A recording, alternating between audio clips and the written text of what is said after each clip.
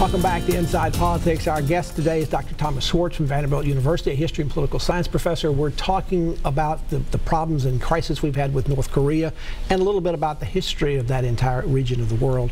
Dr. Schwartz, Donald Trump was also a candidate that talked about the use of nuclear weapons. He indicated, well, if we have them, why wouldn't you be willing to use them? That was scandalizing at the time, even more so perhaps in this context.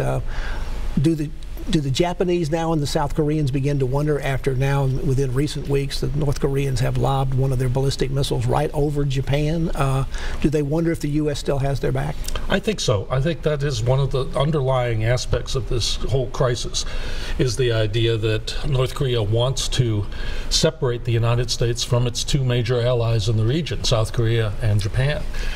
Such a separation would strengthen its own position because it faces this united front, and if they could do that by suggesting that the United States would not act to protect Japan or South Korea, they may have real success there from their weapons. Is the Chinese, what they do, still the key thing? And they have at least signed on to the latest UN sanctions that have been approved by the Security Council.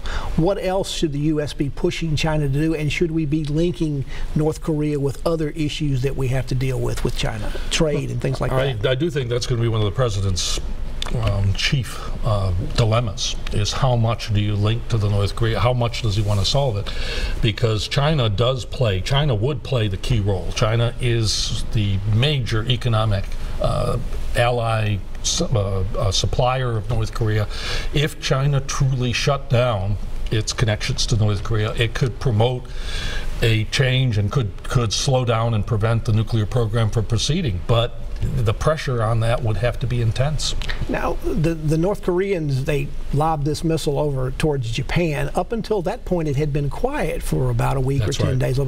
And some people took that as a sign, perhaps, that maybe diplomacy was going on. Was it going on? Did this fall apart? Or are we reading too much into whether there's rhetoric going back and forth and whether it's quiet?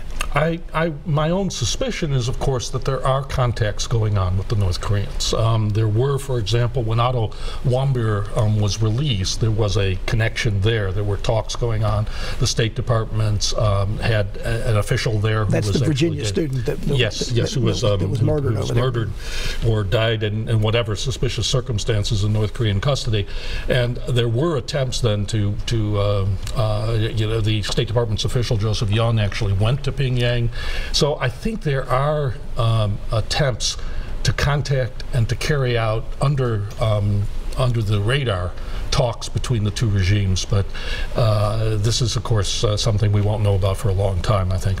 When the North Koreans listen to what the American officials say, which one should they believe? And I'll give the example. The president the other day, after what happened with the missile going over Japan, said, well, looks like the need for talks is over with. We're not going to ever settle anything here with talks.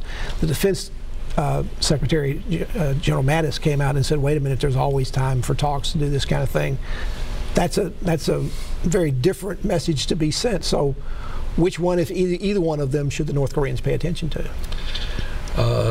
That may be one of their problems, in effect, to decide which direction. But a miscalculation could be. A miscalculation could. This is the crisis. In many respects, the crisis should not happen. North Korea knows that any attack would be suicidal to the regime. So they're not, in a sense, they would not attack unless they believed, in effect, that the United States was about to depose the regime. So, in effect, unless there were a miscalculation, there should not be an attack. But nevertheless, the fact that we have different messages coming out from Washington might create the type of confusion which could lead to a change. Like everybody in the new administration, the Secretary of State Tillerson is new to his job, but there's been indications he's already not particularly happy, not necessarily about North Korea, but in general. Do you think he's long for this administration? And if he's gone, what about Senator Corker being his replacement, even though Senator Corker and the president did have a little disagreement, shall we say? I don't think it would be Corker now because of what Corker said recently, but I do think Tillerson is on a very shaky ground. The State Department as a whole,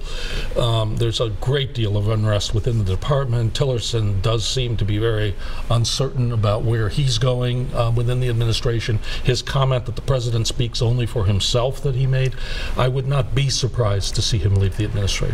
The South Koreans and the Americans have some war games and some exercises they've done every August for many years. Would it have been a sign of good faith for negotiations for the U.S. not to engage in that this year, or would that have been a sign of weakness? My own view would have been a sign of weakness to back off on that. That would have been a success for the North Koreans. Others, I think, could see it differently. I don't think you want to give the North Koreans anything unless you get some degree of reciprocity. And I don't think suspending the military exercises would have necessarily gotten any goodwill from the regime. There's a saying about Korea that it is a part of the world with no good policy options. Do you agree with that? And if there are good policy options, what might they be? Well, there are no good policy options in the immediate context. I think you have to look at the long game, and the long game would be, I think, some concerted effort to try to promote contacts between North Koreans and the rest of the world that would undermine the regime's stability, that would undermine the regime's longevity. And I think, in that sense, some manner of getting in information, getting in an awareness that the rest of the world, how far behind North Korea is the rest of the world, that the violations of human rights the regime engages in, that could be a long-range strategy. If there were a regime change in North Korea, we wouldn't be sitting here talking about it. And that should be, in some sense, the long-range strategy. Dr. Schwartz, thank you so much for being with us. We may have you back again to talk about this as this crisis continues. And thank you for joining us on Inside Politics. Hope you'll be back here again for a future show. If you can't get enough politics in the meantime, you can go to the NewsChannel 5 website. You'll find my Capitol View commentary there. There's new commentary posted every Friday afternoon. Enjoy the rest of your weekend, and we'll see you back here next time. Goodbye.